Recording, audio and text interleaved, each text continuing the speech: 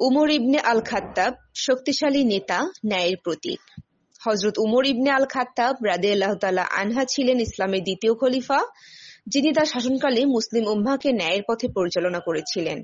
উমরের শাসন ব্যবস্থা ছিল অত্যন্ত কঠোর, কিন্তু তার মধ্যে ছিল বড় ধরনের দয়া, মমতা এবং সৎ পথে চলার অঙ্গীকার। একদিন উমর রাদিয়াল্লাহু তাআলা আনহা তার বাহিনী নিয়ে একটি সামরিক অভিযানে বের হন। এক পর্যায়ে তিনি তার সৈন্যদের এক ক্যাম্পে বসেছিলেন। সেখানে একটি নারী তার সন্তানকে নিয়ে হাজির হয় এবং জানায় যে তার স্বামী সৈন্যদের দ্বারা অত্যাচারিত। উমর রাদিয়াল্লাহু তাআলা আনহা তাকে সান্ত্বনা দেন। উমর রাদিয়াল্লাহু তাআলা আনহা অবিলম্বে তার বাহিনীর কমান্ডারকে নির্দেশ দেন ওই সৈন্যদের বিরুদ্ধে তদন্ত করতে। তদন্তের পর ওই সৈন্যরা দোষী সাব্যস্ত হয় এবং তারা শাস্তি পায়।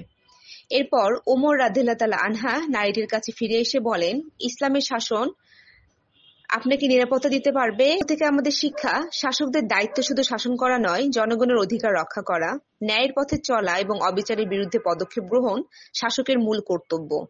কঠোর শাসনও সঠিক মূল্যবোধ এবং দয়ার সঙ্গে হতে হবে।